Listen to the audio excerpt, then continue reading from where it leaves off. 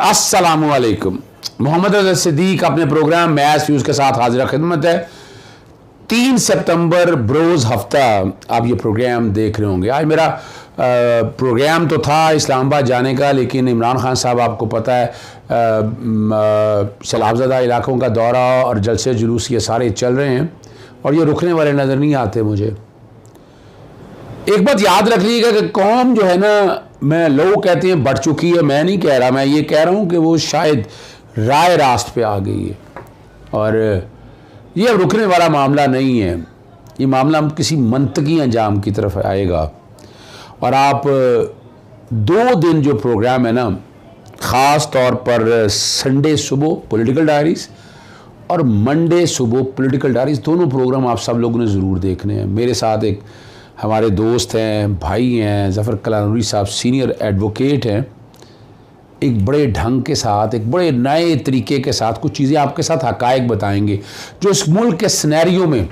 आज मैंने एक वीडियो जो है, एक वीडियो थोड़ा मैंने वो असल में एक प्रोग्राम का मैं वो आपने देखा होगा। अच्छा चलें पहले ज़रा वो देख लीजिएगा क्या कहा है। बस यही कहा है कि सिर्फ 4 शख्सियात ठीक आ जाए मुल्क में तो इस मुल्क की किस्मत बदल सकती है। सदर पाकिस्तान, वज़ीर आज़म, chief of the army staff और चीफ जस्टिस ऑफ पाकिस्तान, ये 4 शख्सियात के बारे में। और यकीनन मैं इस बात से इत्तफाक करता हूँ। मेरा नुक्ता नज़र आप पहले भी जान चुके हैं कि इस मुल्क में लीडर्स के साथ क्या होता रहा है। तारीख़ गवाह है। हज़रत कायद आज़म, ज़्यादा नाम नहीं मैं लेता, लियाकत अली ख़ान, जुल्फ़िकार अली भुट्टो और अभी इमरान ख़ान, किसी स्टेज के ऊपर नवाज शरीफ भी रहा। लेकिन लोग कहते हैं, कई जगह अवेडिया में देखते हैं आप, वो कहते हैं हमारे एसेट है। पता नहीं वो एसेट है या नहीं है, मैं उन झंझट पे नहीं पढ़ूंगा।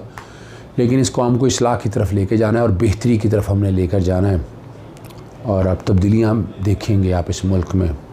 हम प्रोग्राम जो है ठीक हो जाएगा, जहनों को ठीक करना पड़ता है। तब्दीली आ रही है और मुकम्मल तब्दीली। इससे बलूचिस्तान पर आप क्यों सोचते हैं? इसलिए हमारा बड़ा दुखती रग आज तकलीफ होती है कि वहाँ लोगों को क्यों इतना तंग किया दुखती रग, दुखती हाली क्यों नहीं? अरे बाबा, दुखती रग 4 इंसान है। सदर पाकिस्तान इंसान मिल जाए तो, वज़ीर आज़म पाकिस्तान इंसान मिल जाए, आर्मी चीफ इंसान मिल जाए, चीफ जस्टिस पाकिस्तान इंसान, 4 इंसान दे दो पाकिस्तान का हर जगह पूरी दुनिया के लिए खुशहाल। अब इंसान वाला मामला नहीं है ना, ये चक्कर है। 4 इंसान दे दो, सब ठीक हो जाएगा। God bless you. आपने क्या कूजे में दरिया। बहुत से अहम इशू हैं। एक तो बड़े आप लोगों का गिला रहा मेरे से कि फ्यूल एडजस्टमेंट बिलों पे आ रहा है लग के और हर एक को नहीं मिला रिलीफ। तो मैं क्लियर करता चलूँ, वो रिलीफ हर एक को मिला नहीं है। अभी पटिशन मैंने दायर की है, वो 13 सितंबर के लिए। मैंने एक और मुतफरक दरख्वास्त दी अपनी तरफ से, मैंने अपने नाम से फ़ाइल की है वो as a public interest petition कि ये सबको रिलीफ मिले। और वो चूँकि मामला है उसमें अटॉर्नी जनरल को नोटिस हुआ है, तो मैं चाहूँगा कि वो सारी चीज़ें इकट्ठी आ जाएं और आप लोग देख सकें। एक और बड़ा अहम मामला है, हम यहाँ कोशिश कर रहे हैं पब्लिक इंटरेस्ट में ही, ख़ास तौर पर लाहौर की या पंजाब की माहौलियात के इशू के सामने, स्मोक के इशूज़ हैं, यहाँ इंक्रोचमेंट्स के इशू हैं, यहाँ पर बागात बहाल नहीं हो रहे थे, ग्रीन बेल्टों पे कब्ज़े थे, वो बड़ी कोशिशें चल रही हैं। तो इसी तरह कोशिश करते हुए director general PHA parks and horticulture authority, यहाँ ग्रीन बेल्टों पे कब्ज़े थे, ग्राउंडें बहाल नहीं हो रही थी, बड़ी दफ़ा बुलाया। तो after very very long time एक सीजनड ऑफिसर डॉक्टर जहांगीर साहब यहाँ आए, DG PHA। उनके ज़िम्मे कुछ काम अदालत ने लगाए, हम लोगों ने जिस तरह का और उन्हें परफॉर्मेंस दिखाई तो मुझे डाउट हो गया कि इनको तब्दील कर दिया जाएगा। मैंने अदालत से उस दिन रिक्वेस्ट की कि जब तक ये ड्यूटीज़ परफॉर्म ना कर लेना, यहाँ बंदा नहीं होना चाहिए। जिस तरीके से ये चल रहे हैं ना, जो हम नताइज लेना चाहते हैं वो ठीक हो जाएंगे। तो 24 जून को DG PHA की तब्दीली से अदालत की मशरूत कर दिया। इसको तब्दील करना है तो अदालत की इजाज़त से। अच्छा, उसकी ये इसको मत समझिएगा कि ये एग्जेक्टिव के मामला में मुदाखलत है। एग्जेक्टिव काम करे अपना, एग्जेक्टिव ने को अपनी पसंद के ऑफिसर लेके करना है। अगर कोई ऑफिसर काम नहीं कर रहा तो अदालत के सामने ला के बताएं कि जनाब ये इसने काम ठीक नहीं किया, तो अदालत क्या रोक देगी आपको? मगर इस तरह अदालती अहकामात को फ्लाउट नहीं करना आपने। नोटिस डाला मैंने, मुझे सिफारिशें आई, मैं बता दूं आपको, बहुत सी सिफारिशें आई। मुझे कई ने कहा कि जनाब वो आपका बंदा है, आप जो हुक्म कहेंगे वो तामील हो जाएगी। मैंने कहा पहली तो बात है, मैं कोई ठेकेदार तो हूँ नहीं, ना तो मैं कोई एजेंट हूँ, ना तो मैं घर में कोई पौधे लगाने हैं मुझे उसकी शख्सियत से कोई लेना देना नहीं। हमारा तो कंसर्न मफाद आमा में। मुझे एक नहीं, मुझे कम और बेश 10 सिफारिशें आई। ये मैं रिकॉर्ड पे बता रहा हूँ आपको, मैं रिकॉर्ड से स्ट्रेट रखना चाहता हूँ ताकि आप लोगों को समझ आ सके कि इस निज़ाम को छेड़ना कितना मुश्किल है। आम बंदा तो फौरी तौर पर बह जाएगा कि नहीं यार कोई बात नहीं। मैंने कहा, मुझे ये तक कहा गया कि आपका बंदा जो मर्जी काम का, भाई खुदारा फॉर गॉड से ऐसा मत किया करें। ये हमारा कोई ज़ाती मसला है, ये कौम का मसला है और हमने उसी लिए लेकर चलना है।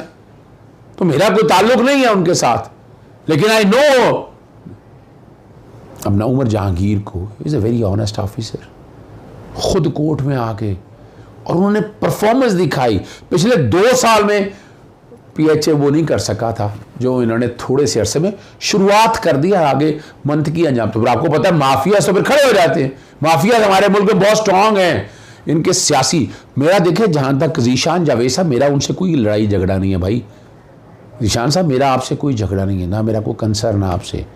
आगे अदालत की स्वाबदीद आपको रखना चाहती है, मुझे क्या लेना देना हुकूमत। मेरा तो काम है रेट ऑफ द गवर्नमेंट या अदालत एक काम कर रही है उसमें इस तरह मुदाखलत बर्दाश्त नहीं है। मैंने नोटिस डाल दिया था, मुतफरक दरख्वास्त भी दायर मैंने करवा दी है।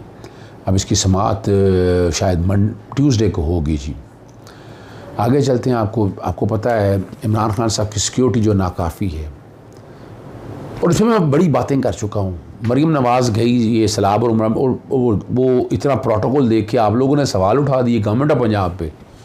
अच्छा, वो एक बड़ी अजीब सा मंतक देते हैं कि जनाब वफाकी हुकूमत के वज़ीर साथ हो जाते हैं तो सिक्योरिटी उनकी है। तो क्या एक्शन लिया आपने? वफाकी हुकूमत के वज़ीर हैं तो वो जाए ना आगे। अगर आप एक गैर मुंतखब आदमी को इतनी इंपॉर्टेंस दे रहे हैं सिक्योरिटी, फिर लोग सवाल करते हैं। फिर इसी तरह सवाल आता है कि मरीम नवाज़ को सिक्योरिटी मिल रही है तो इमरान खान को क्यों नहीं सिक्योरिटी मिलती? और उनकी सिक्योरिटी नाकाफ़ी है। मैंने तो ये कहा था, मैंने कहा टिट फॉर टैट अगर ये है तो यहाँ भी सूबाई वज़ीर इमरान खान साहब चला करें तो वो सिक्योरिटी फिर पूरी लें, वो हर जगह बैठ कर इसको इस्तेमाल करें। और वो तकरीबन अगर आज एक सवाल तो उठाए ना कि जाती उम्रा में बिलावल हाउस में कितनी सिक्योरिटी आती, कौम को पता चले कौम का कितना पैसा खर्च होता है इस बात पे। और ये वो लोग हैं जो अपनी सिक्योरिटी खुद बर्दाश्त कर सकते हैं। जी बिल्कुल, जो नहीं बर्दाश्त कर सकते तो फिर ऐसा तो नहीं, कम से कम ये आप इस्तेहसाल या डिस्क्रिमिनेशन तो मत रखें ना।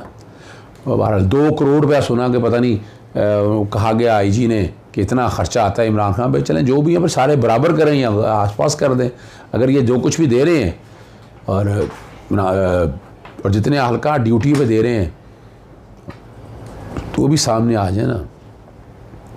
और क्या, वैसे तो मेरा एक और नुक्ता नज़र है, जैसे अल्लाह रखे उससे कौन चखे। जो एक बंदा जब डरना किस बात का, जो रात अंदर है वो बाहर नहीं। लेकिन इमरान खान साहब की लाइफ को थ्रेट्स बहुत हैं, ये मैं बता दूं आपको। ऑपरेशन रजीम चेंज वाले छोड़ेंगे नहीं, ये बात याद रख लीजिएगा। जो बाहर की फोर्सेस है ना वो मंतकी अंजाम तक लेके जाती हैं। तारीख भरी हुई है, तारीख भरी पड़ी है। और कुछ लोगों का अपना नुक्ता नज़र है, मेरा ज़ाती ओपिनियन इसके ऊपर है। इमरान खान ने जब जिस दिन वो जाके मलेशिया वगैरह गए, वहाँ पर इस्लामी TV की बातें शुरू कर दी, कोई इस्लामिक ब्लॉग की बातें शुरू कर दी, तो मुझे जुल्फ़िकार अली भुट्टो साहब का ज़माना याद आ गया। तो ये तो काबिल कबूल नहीं है ना जी। वर्ल्ड ऑर्डर वाले जो है ना उनको नहीं ये मंजूर है। और कई मसाइल हैं। हज़ार इख्तलाफ रहे, इमरान खान ने कुछ काम ऐसे किए हैं जिस पर मेरे पास भी है वो मैं भी नहीं कर सकता। आका दो जहाँ हुज़ूर नबी करीम सल्लल्लाहु अलैहि वसल्लम की नामूस पे पहरा जो इस वज़ीर आज़म इमरान खान ने दिया वो शायद तारीख़ में नहीं दिया, और जिसने इसमें डंडी मारी वो हलफनामा तब्दील किया, आज भुगत रहा है वो, तो ये लोग भुगतेंगे। चलते हैं अगले मामले की तरफ। लाहौर हाई कोर्ट में टैक्स दहिंदान के ख़िलाफ़ FBR के नोटिस कलअदम करार दे दिए, और ये बुनियादी तौर पर मैं कल तफसील आपको बता चुका हूँ इसका। ये बुनियादी तौर पर मनी लॉन्ड्रिंग कानून के तहत है जारी करदा नोटिस। तफसीली फ़ैसला इसका आ चुका है, और ये बड़ी वाज़ेह है FBR के पास 2010 से पहले ये इख्तियार नहीं था कि वो मनी लॉन्ड्रिंग के ख़िलाफ़ कानून लागू करे, और इस्तग़ासा की जानब से मौक़िफ़ इख्तियार किया था। FBR ने दरख्वास्त गुज़ारों को बराह रास्त नोटिस जारी करके सुप्रीम कोर्ट के फ़ैसलों की खिलाफ वर्जी है। बहुत से मौक़िफ़ अपनाए गए, लेकिन अल्टीमेटली ये चीज़ सारी है। इसमें तफसीली मैंने गुफ्तगू करनी है, मैं फ़ैसला भी तफसीली पढ़ नहीं सका। मेरा एक और बड़ा ज़बरदस्त सिंध हाई कोर्ट में दायर किया गया। उन्होंने कहा जी वो सब्ज़ियाँ जो है ना वो सिंध से ना मंगवाई जाएँ। बारिशों और सैलाब की वजह से सिंध में सब्ज़ियाँ नापैद हो गई हैं, और यानी जो फ़ैसला किया गया है दरामद करने का, और वो चाहेंगे कि वो मुकामी जगहों से ख़रीदा जाए। ये चूँकि पॉलिसी मैटर है, एनफोर्समेंट ऑफ फंडामेंटल राइट की बात है, आर्टिकल 9 और 14 है, 37 और 38 है, हुकूमत की ज़िम्मेदारी है। वैसे तो एक काम आप कर लें, आप भारत से तो बहुत सी चीज़ें मंगवाते हैं ना। इस वक्त जो अद्वियात है ना, आपको पता है कि इसका सॉल्ट जो बेसिक जिससे अद्वियात बनी है वो इंडिया कितना बड़ा प्रोड्यूसर है उसका। आप कुछ दवाएं अगर इंडिया से छोड़ दें ज़रा इस बात को, बाकी अपनी जगह रखें। अगर ये जो कुछ कर सकते हैं, आपको भी चीनी मंगवाते हैं, ये इस तरफ तवज्जो किसी की तरफ नहीं की, ना ड्राइव करना चाहती है ना कोई और करना चाहता। अगर वाकई करना है इस तरफ, बाहर वो वाली दरख्वास्त जो सब्ज़ियों वाले मामले पे वो दरख्वास्त मुस्तरद कर दी है सिंध हाई कोर्ट ने।